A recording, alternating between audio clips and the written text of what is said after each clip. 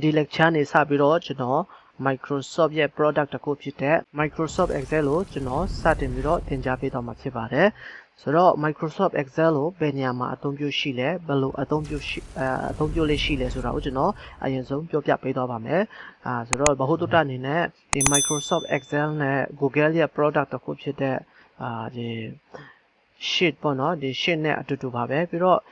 Microsoft ရဲ့ Microsoft Word နဲ့ဒီ Google ရဲ့ Docs နဲ့အတူတူပါပဲပြီးတော့နောက်တစ်ခုကတော့ slide ပါဒီ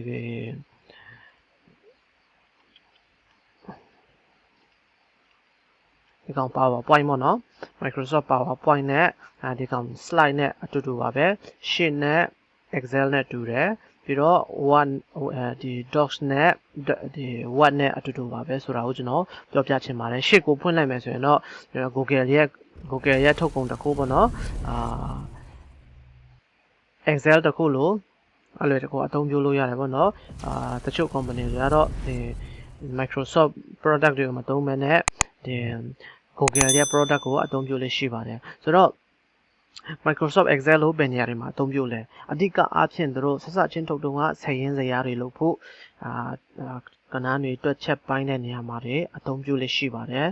နောက်ပိုင်းမှာ accounting ပိုင်းဆိုင်ရာဒီငွေရေးကြီးနဲ့ပတ်သက်တဲ့လုပ်ငန်းဆိုင်ရာတွေမှာအသုံးပြုလို့ရှိပါတယ်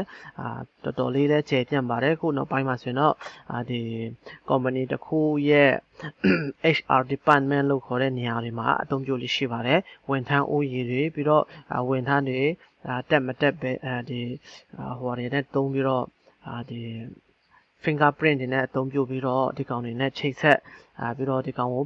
ဒီ programming တွေနဲ့ချိတ်ဆက်ပြီးတော့နောက်ပိုင်းတွေမှာအသုံးပြုလို့ရှိပါတယ်အဓိကအားဖြင့်တော့သူတို့ထုတ်တာတော့ဆက်စချင်းထုတ်တော့ဆိုရင်ဒီစရင်းစရာတွေငွေကြီးပိုင်းနဲ့ပတ်သက်တဲ့ဟာတွေမှာပို့ပြီးတော့အလေးထားပြီးတော့လုပ်ထားတာဖြစ်ပါတယ်ဆိုတော့ Microsoft Word ကိုMicrosoft Excel ကိုဖွင့်လိုက်မယ်ဆိုရင်ဒီလိုတွေ့ရမှာဖြစ်ပါတယ်ဒီဖွင့်တဲ့ပုံစံကတော့ပြောစရာမလိုတော့ပါဘူးအဲ့မှာအောက်တော့ပြီးတော့ e နေရာမှာ Excel ဆိုပြီးတော့ရှိပါတယ်နည်းနည်းကွန်ပျူတာ Windows update မဖြစ်တဲ့ဟာတွေကတော့ဒီ Microsoft Office ဆိုပြီးတော့တွားလိုက်ပါဦးနော်ဒီ Microsoft Office ဆိုတဲ့နေရာကိုတွားပြီးတော့ဒီနေရာမှာရှိပါလိမ့်မယ်အခုနောက်ပိုင်း Windows update version တွေမှာဆိုရင်တော့ဒီတကွဲတပြားစီတွေ့ရတယ်ပေါ့နော် Excel ဆိုရင် e နေရာမှာတွေ့ရတယ်အဲ့လိုမရှာချင်လဲexcel Excel ဆိုပြီးတော့ရေးလိုက်ပါဒါဆိုရင်တော့တွေ့ရမှာဖြစ်ပါတယ်အဲ့တော့အပေါ်ဆုံးမှာတွေ့ရတဲ့ဟာတော့book 1လို့တွေ့ရပါတယ်ဒီကောင်ကို workbook name လို့ခေါ်ပါတယ် work workbook name လို့ခေါ်ပါတယ် workbook name ပေါ့နော်ပြီးတော့ဒီကောင်ကိုworksheet လို့ခေါ်တယ် worksheet ဆိုပြီးတော့ခေါ်ပါတယ်ဒီအပေါ်မှာဒါကိုပုံမှန်အဖြစ် title bar လို့ခေါ်တယ်ပေါ့နော် title bar လို့ခေါ်ပေမဲ့workbook name ဒီကျွန်တော်တို့လုပ်ထားတဲ့အလုပ်ရဲ့ name တခုပေါ့နော် Microsoft Word နဲ့ပြောမယ်ဆိုရင် Microsoft Word မှာတော့ document 1 document 2ဆိုပြီးတော့ပေါ်ပါတယ်ဒါကိုနာမည်မသိသေးခင်ပေါ့နော် document 1ဆိုပြီးတော့ပေါ်ပါတယ်ဒီ Microsoft Excel မှာတော့ book 1 book 2ဆိုပြီးတော့ပေါ်လေးရှိပါတယ်ဒါကိုကျွန်တော်တို့ save လိုက်မယ်ဆိုရင်ဒီနာမည်နဲ့ကျွန်တော် save လုပ်လိုက်မယ် save လုပ်လိုက်မယ်ဆိုရင်သူကို save ထားတဲ့နေရာမှာပေါ်လာမှာကို save ထားတဲ့နာမည်နဲ့ပေါ်လာမှာဖြစ်ပါတယ်ဆိုတော့ save လုပ်လိုက်မယ်နော်ဒီနာမည်နဲ့ကျွန်တော် save တင်လိုက်ပါပြီဆိုတော့အမှ getting started with MS Excel and user interface .xlsx ဆိုတော့တွေ့ရပါတယ် xlsx ကဘာလဲဆိုတော့သူရဲ့ Microsoft Excel ရဲ့ extension ပါအရင်တုန်းကဆိုရင်.xlx ဆိုပြီးတော့ရေးလေးရှိပါတယ် Microsoft 2010အထိထင်တယ် .slsx ဆိုပြီးတော့ရေးပါတယ်အဲနောက်ပိုင်းတွေခုနောက်ပိုင်းတွေကတော့ extension ကို .xlsx ဆိုပြီးတော့ရေးပါတယ်ပြီးတော့ဒီကောင်ကတော့ quick access toolbar ပါ quick access toolbar မှာ default အနေနဲ့သူက save ရဲ့ဒီ undo ရယ် redo ရယ်ပြီးတော့ဒီ customize လုပ်ချင်တဲ့ဟာတွေဒီမှာပါလာပါတယ် email ကိုသွားချင်တာလား spelling ကို check လုပ်ချင်တာလားအများကြီးပါတယ်ပေါ့နော်ဒါတော့ quick access toolbar လို့ခေါ်ပါတယ်ပြီးတော့ဒီမှာတော့ edit မပါဘူးဆိုတော့ဒီတိုင်းပဲပြောလိုက်တော့မယ်ဒီကောင်ကြီးကိုဒီကောင်ကြီးပေါ့နော်ကျွန်တော် section shoot လောက်ပြလိုက်မယ်ဗျတိတ်မမြင်တာမှာဆိုလို့ပေါ့နော်ဒီကောင်ကြီးတွေကိုဒီအားလုံးကိုကျွန်တော်တို့ ribbon လို့ခေါ်ပါတယ် R I B O N ribbon လို့ခေါ်ပါတယ် ribbon လို့ခေါ်တယ်ပြီးတော့ဒီကောင်လေးတွေကို home file insert page layout formula data အဲ့ဒါတွေကိုtab လို့ခေါ်ပါတယ် T A B tab ပေါ့နော် tab လို့ခေါ်ပါတယ်ဒါတော့ home tab insert tab page layout tab formula tab လို့ခေါ်ပါတယ်ဒါတွေကို tab လို့ခေါ်တယ်ပေါ့နော်ပြီးတော့ဒီကောင်1 2 3 4 5 6 7 8 9ဒီလိုဒီလိုက်ကိုrow လို့ခေါ်ပါတယ် R O W row ပေါ့နော်ပြီးတော့ဒီကောင်ကိုA B C D E F G H I J ဒါတွေကို column လို့ခေါ်ပါတယ် C O L U M N ပေါ့နော် M N column လို့ခေါ်ပါတယ်ဒါပြီးတော့ဗာသိစရာရှိနေလဲဆိုတော့ကြည့်လိုက်မယ်ဆိုတော့ဒါကိုrow လို့ခေါ်တယ်ဒီကောင်ကို column လို့ခေါ်တယ်ဒါတွေကို column လို့ခေါ်တယ် A B C D ဒီလိုတောင်းလိုက်ကို column လို့ခေါ်တယ်ဒါတွေကို column လို့ခေါ်တယ်ဒါကို row လို့ခေါ်ပါတယ်ပြီးတော့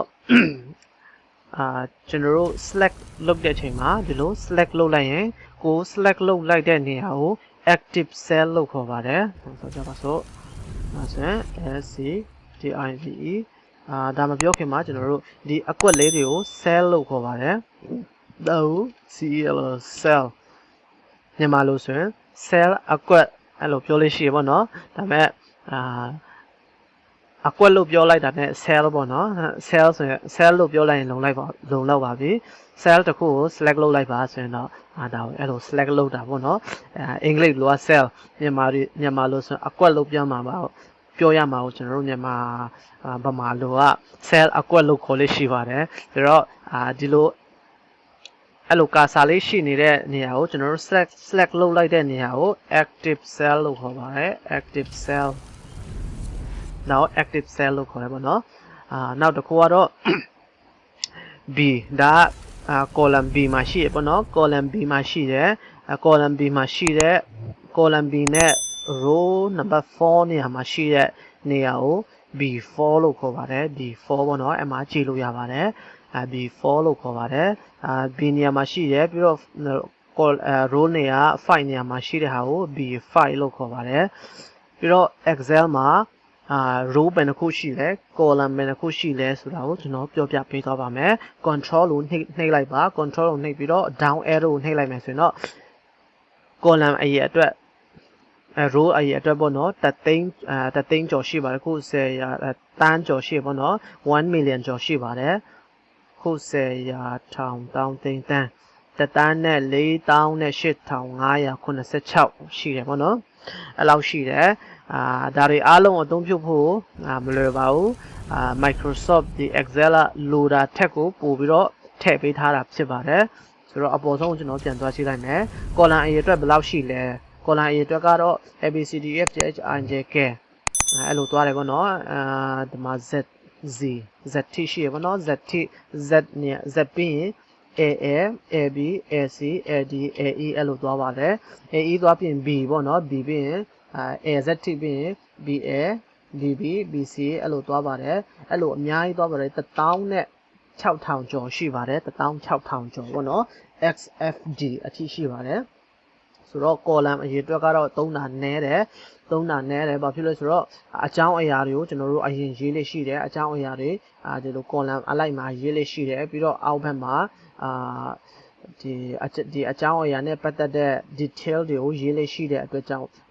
column အရေးအတွက်ကတော့နည်းပြီးတော့လုပ်ပေးထားတာဖြစ်ပါတယ်ကျွန်တော်တို့စာရင်းဇယားတွေဘယ်စာရင်းဇယားတွေပဲကြည့်ဒီအကြောင်းအရာကိုဒီအပေါ်ဘက်မှာရေးပြီးတော့ column လိုက်မှာရေးပြီးတော့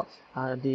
အကြောင်းအရာရဲ့ detail အသေးစိတ်တွေကိုအောက်ဘက်မှာရေးတာကိုတွေ့လို့ရှိပါတယ်အဲ့ဒါကြောင့် column ကိုပို့ပြီးတော့နည်းတယ်ပေါ့နော်ပို့ပြီးတော့နည်းအောင်ထုတ်ပေးထားတာဖြစ်ပါတယ်XFD အထိဆိုရင်တော့16,000ကျော်ရှိရပါတော့အဲဆိုရင်ဒီနေရာလေးမှာကြည့်လိုက် XFD2 XFD က column ကိုပြပါတယ်2ကတော့ row နေရာ2ကိုပြတာဖြစ်ပါတယ်ဆိုတော့ကျွန်တော် home ကိုနှိပ်ကြည့်လိုက်မယ်home ကိုနှိပ်လိုက်မယ်ဆိုရင်တော့ကျွန်တော်တို့လက်ရှိနေတဲ့နေရာနေ home အထိတ်ဆုံးကိုသွားမှာဖြစ်ပါတယ်ဆိုတော့base ဆုံးနဲ့အောက်ဆုံးနဲ့ဟိုဘက် base ဆုံး column နောက်ဆုံးကိုသွားလိုက်မယ်ဆိုရင်တော့အမှားတွေ့ရတာဖြစ်ပါတယ်XFD ကတော့ column ရဲ့နောက်ဆုံး column ဒီကောင်ကတော့ row ရဲ့နောက်ဆုံး row ပေါ့နော်ဒီနောက်ဆုံး row ကိုသွားပါတယ် control ကိုဖိပြီးတော့အပေါ်ဆုံးကိုသွားလို့ရတယ်ထိပ်ဆုံးကိုသွားလို့ရတယ်အောက်ဆုံးကိုသွားလို့ရတယ်ကိုကြိုက်သလိုသွားလို့ရတယ်ဒါလေးကိုသိစေချင်ပါတယ်ဆိုတော့နောက်တစ်ခုကတော့ဒါတွေကတော့page ဒီဟိုနဲ့ Microsoft Word နဲ့ရေးနှီးပြီးသားဆိုတော့အများကြီးမရှင်းပြတော့ပါဘူးသင်ရင်းနဲ့နားလည်သွားမှာပါဒီကောင် Acrobat တွေကတော့ကိုရှင်းချင်မှလည်းရှိမယ်ရှင်းချင်လည်းရှိမယ်ပေါ့နော်ဒါတွေကတစ်ခုနဲ့တစ်ခုမတူပါဘူးကို plug in ထည့်ထားတဲ့ဒီ Microsoft Acrobat ဒီAdobe Acrobat တွေထည့်ထားတယ်ဆိုရင်တော့ဒါတွေလည်းရှိလာမှာပါမရှိကို software ထဲမှာမရှိလို့ဟာမတူဘူးဆိုပြီးတော့ဖြစ်သွားမှာဆိုလို့ပါဆိုတော့ဒီလောက်ဆိုရင်တော့အားလုံး user interface ကိုအနေချင်းတော့တည်ကျွမ်းသွားလိုက်မယ်လို့မျှော်လင့်ပါတယ်နောက်တင်ခန်းစာမှာပြန်လည်ဆုံတွေ့ကြပါစို့